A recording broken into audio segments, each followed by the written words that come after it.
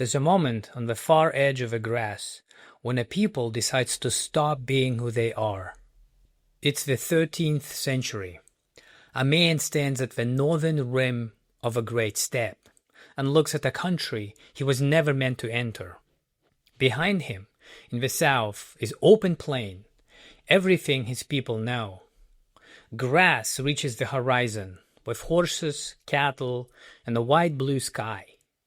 And ahead of him, in the north, are trees. The taiga, dark and closing, it runs north into cold he cannot imagine the end of. His people are horsemen and cattle herders. Their whole life stands on 4 legs, the horses that carry them and the cattle that feed them. These animals were bred over thousands of years for open grass and open sky, not for a forest. For these people, going north into an unknown country means risking their own lives and the lives of every animal they own. But the north they go anyways, because the alternative is much worse. To understand why these people went north, we need to zoom out and look at the history of the 13th century. In 1162, near the Onon River in Mongolia, a boy was born clenching his fist, holding a blood clot. The boy was given the Tatar name Temujin. That was the moment that would change the history of the entire world. Things would never be the same. In 1206, Temujin united all the tribes of Mongolia, and at a great gathering, Kurultai, a shaman declared what the eternal blue sky had mandated. Temujin would take the title of Genghis Khan and become the master of the world. For there cannot be 2 suns in the sky, nor 2 masters upon the earth. What follows is almost beyond scale. By the time Genghis Khan died, his empire ran from the Pacific to the Caspian Sea. His sons and grandsons pushed it further until it became the largest connected land empire that has ever existed, before or since. The cost was measured in tens of millions of dead. Entire kingdoms were erased within a season, cities emptied, and people driven off their land on a scale the world has never seen before. But this is not Genghis Khan's story. He is well beyond the scope of this video and this series. He matters here for one reason only. He was the storm, and our people lived on its edge. Somewhere on the northern margins of that chaos were the ancestors of the Sakha. We don't know the exact blow that reached them, probably a defeat or a stronger tribe pushed onto their land by even bigger one behind it. The long lines of people that a conquest sends outward for thousands of miles, like a stone dropped in the water. What we know is the choice that Sakha faced. Stay and be conquered, absorbed, turned into someone else's subjects, and eventually vanish from the face of the earth. Or leave, take the horses and the cattle, and go into one direction the Mongol Empire didn't want to go, north, into the forest and toward the cold, toward the land so hard that no army would ever bother to follow. And so they chose the cold. They chose to survive as themselves in a terrible place over staying and vanishing in a familiar one. And so they went down along the rivers, out of the grass and into the trees, driving their animals into a world they were never made for. It would take generations. Many would not survive. The people who finally stopped, far in the north, were no longer quite the same people who had first set out. They had become someone new. Today, we call them the Yakuts. But that's not their name. Yakut is a word the Russians brought. And the Russians, in turn, got it from the Evenki people.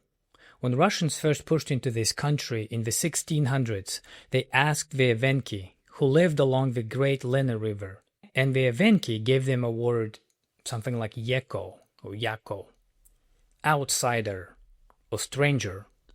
So the name the whole world uses today comes from the Evenki word that means those strangers over there, and it stuck for 400 years. But we will use the word Sakha, our own name, the name we call ourselves. They came, as we have seen, from the south. Down there, in the first millennium, lived the Turkic people whom the ancient chronicles call the Kurakan, horse breeders on the western shore of Lake Baikal.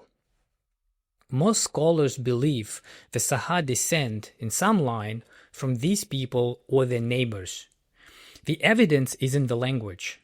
Sakha is a Turkic language, a cousin of Turkish, of Kazakh, and of other tongues of the steppes that are 2, 3, or even 4,000 miles to the south and west. Think about what that means. In the last episode, the Yukagir language stood alone at the edge of the world, related to nothing. The Sakha language has the opposite story. It has a huge family, just nowhere near. The Sakha are the northernmost Turkic people on the planet. A splinter of a steppe, driven so far north it ended on the edge of the Arctic, still speaking a language that belongs 1,000 miles away in the warm grass. Now, how do we actually know the Sakha came from the south? Maybe they were always here. Maybe they grew slowly out of the local people and the southern language just spread to them somehow. It's a reasonable thing to ask, but the answer is no, and we can show it in two ways. First answer is in the ground.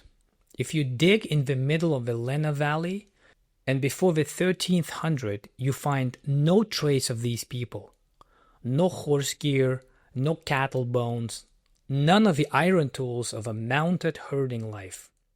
And then suddenly, in the 14th century, all of it appears at once and is fully formed.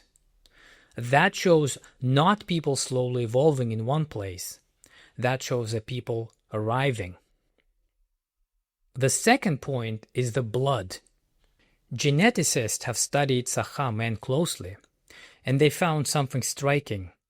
Around 80% of Sakha men carry the same paternal lineage, the same Y chromosome passed from father to son. A whole nation of 500,000 people, and the male line runs back to a tiny handful of founding fathers. A few men, possibly from one line. And when scientists date the moment that lineage exploded into a population, when the sons of those few founders began to multiply across the north, they can get a date. And that date is around the year 1320. The 14th century, exactly when the legends say they came, exactly when the Mongol storm was breaking the world behind them. So the fossils in the ground and the genetics tell us the same story. The founders who came from the south were few. Over the generations that followed, they and the people who were already living here became one. Sakha, Yukagir, Evenki, and other indigenous groups mixed. The lines crossed in every direction, the way neighboring peoples always mix over centuries. The DNA still carries this mark, a southern signature on one side of a family tree and the older peoples of this land on the other. So the Sakha didn't arrive to the north and stayed apart from it. Within a few generations, it was literally in their blood, the taiga and the steppe, grown into one people and eventually forming something new. Take one thing they brought with them, the horse. The horses that came north were steppe animals, bred for open grass. In fewer than 800 years, the Yakut horse changed. It grew a coat so dense, snow won't melt on its back. Its blood learned to make its own antifreeze. It turned to the same genes reindeer and the woolly mammoth once turned to survive here. One of the fastest adaptations ever measured in a large animal. A creature of a southern grass had become a creature of the Arctic. And the people did the same, the language filled with Arctic words. The herding was rebuilt for permafrost. Their gods and their songs were made here on the Lena River. The Sakha came from the south, but in 700 years living on this land, they changed. They came to belong to it. They became a part of it. Eventually, a few hundred survivors became a nation. Clans grew on horse and cattle wealth. A whole civilization. In the last place on earth anybody would build one.